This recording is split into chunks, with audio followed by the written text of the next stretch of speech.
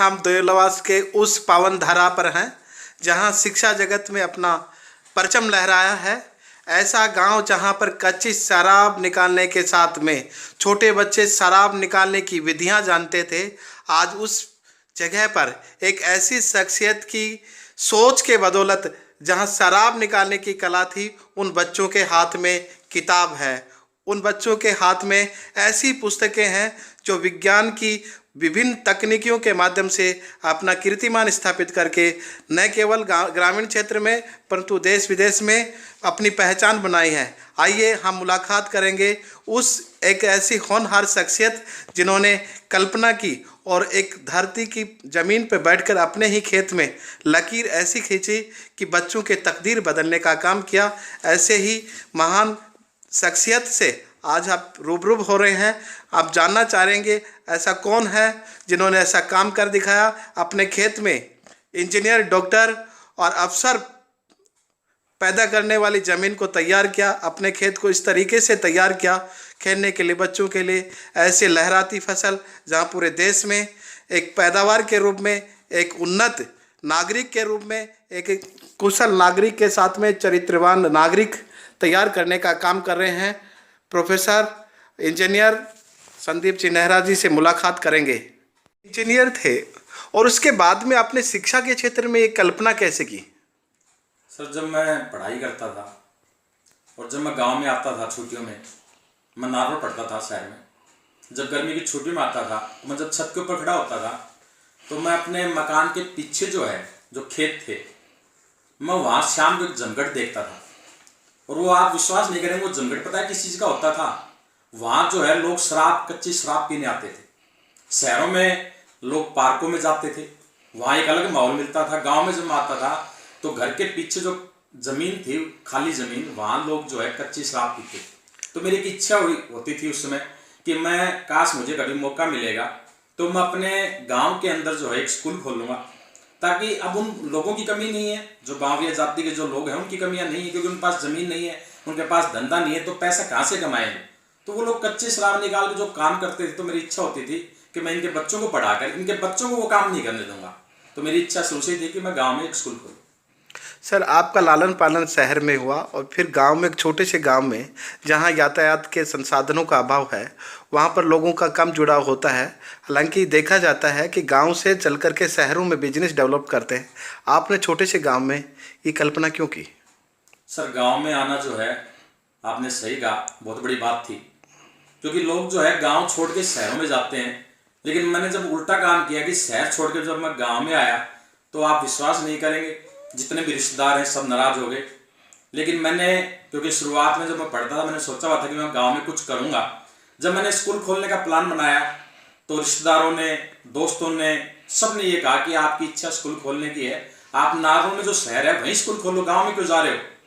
लेकिन मैंने कहा कि मुझे गाँव में ही स्कूल खोलना है, क्योंकि मैंने एक अपने आप से एक प्रोमिस किया था कि मैं जिस गाँव में पैदा हुआ हूँ उसमें मैं कुछ ना कुछ करके जाऊँगा। तो ये इच्छा थी। आपने चुनौतियों को स्वीकार किया और आज भी चुनौतियों से आप खेल रहे हैं और ऐसे ही विद्यार्थियों को चुनौतियों के लिए एक संदेश देते हैं। विद्यार्थियों में भी आप नोबल का जो भी बच्चा जहाँ पर देखते हैं वो चुनौतियों से को चैलेंज करता है, क्या मैसेज है? सर, ये बात आपकी सही है। जब मैं बच्चों के संपर्क में आया, मुझे पता चला कि बच्चे कितनी चुनौतियाँ फेस करके स्कूल आते हैं। आप विश्वास नहीं करेंगे, अपना क्षेत्र ग्रामीण क्षेत्र है, यहाँ जो बच्चों के पेरेंट्स हैं ज़्यादा पढ़े लिखे नहीं है, शिक्षित नहीं है, रोजगार नहीं है। वो लोग घर में 80% बच्चों के पेरेंट्स घर में लड़ाई झगड़ा करते हैं, शराब पी के उत्पात भी मचाते हैं। जब कई बार बच्चियाँ मुझे ऑफिस में आके बताती हैं कि सर रात को हम होमवर्क नहीं कर पाए, पढ़ नहीं पाए, जब उन बच्चों की मैं कहानी सुनता हूँ कि रात को लड़ाई होगी घर में, पापा ने हम सबको घर से बाहर निकाल दिया, हम पढ़ नहीं पाए, तो तकलीफ होती है। तो एक अच्छा महसूस होता है जब हम अपने इस पीढ़ी को पढ़ा के एक कामयाब इंसान बना रहे हैं, तो कम से कम अगली पीढ़ी के साथ ऐसा नहीं होगा। अब जो बच्चे फेस कर रहे हैं, इनसे अगली पीढ़ी को ऐसा नहीं फेस करना पड़ेगा। सर, आपने बचपन में नहीं देखा, आप अच्छे वातावरण में रहे, फिर भी ग्रामीण अंचल की उन फीलिंग्स को आप महसूस करते हैं। आप मानवीय संवेदनाओं के उस बिंदु तक पहुंचने का प्रयास करते हैं जो अंतिम पायदान के विद्यार्थी, ये महसूस करता है कि मुझे शिक्षा चाहिए, उनके लिए आपकी कार्य योजना क्या होती है?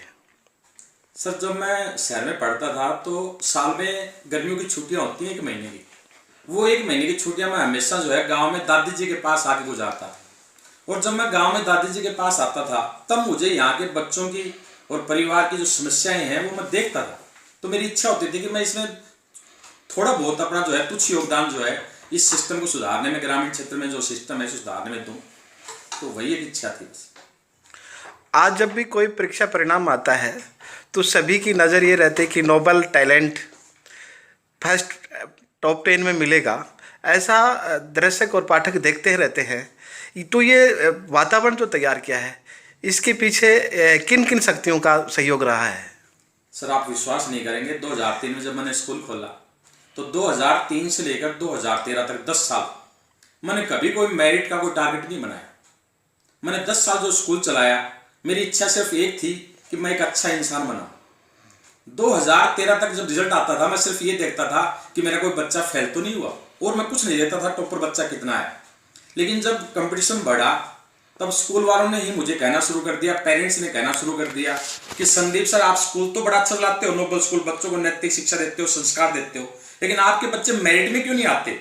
जब वो इस तरह के ताने मुझे सुनने को मिले कि हम अच्छा काम कर रहे हैं लेकिन हमारे बच्चे मेरिट में क्यों नहीं आते, तो जब मैंने मेरिट के बारे में सोचना आरंभ किया तो मैंने सोचा कि बच्चों में एनर्जी तो काफी है, इन बच्चों को मोटिवेट किया जाए। मेहनत तो हम काफी करते थे लेकिन बच्चों को मोटिवेट करें। और हमने जैसे एक योजना बनाई कि जो भी बच्चा मेरिट में आएगा, अगर वो लड़का है तो उसको हम मोटरसाइकिल देंगे, लड़की है तो उसको स्कूटी देंगे। और जैसे ये प्लान बना के मैंने बच्चों को मोटिवेट किया, आप विश्वास नहीं करेंगे 2013 से लेकर और 2018 तक लगातार 5 साल से हमारे विद्यालय में हर साल 3 मेरिट, 4 मेरिट, 5 मेरिट।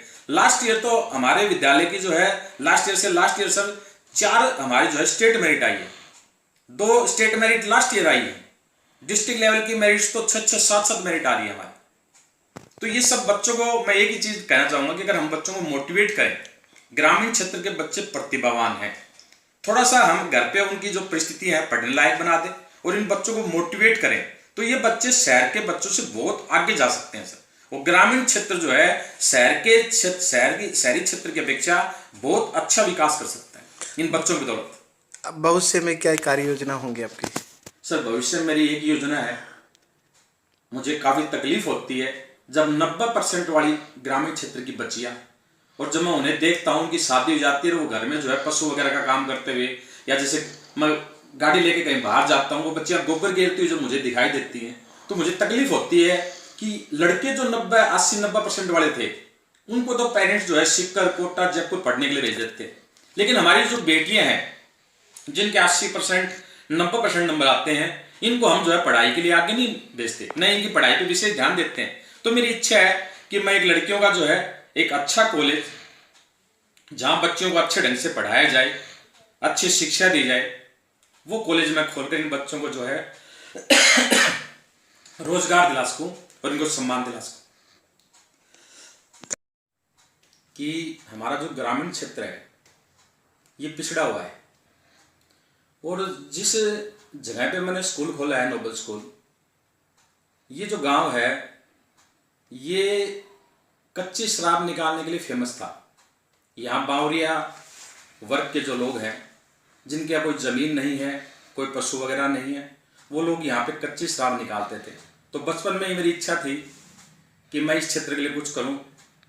मेरी इच्छा थी कि मैं यहाँ के जो कमज़ोर वर्ग हैं, जो पिछड़ा वर्ग है, जो वंचित वर्ग है, जो दिव्यांग वर्ग के बच्चे हैं, मैं इनको संस्कारवान और अच्छी नैतिक शिक्षा देकर इन बच्चों को शिक्षित करूं, ताकि ये बच्चे जो है इस समाज के अंदर जो है एक सम्मान पा सकें।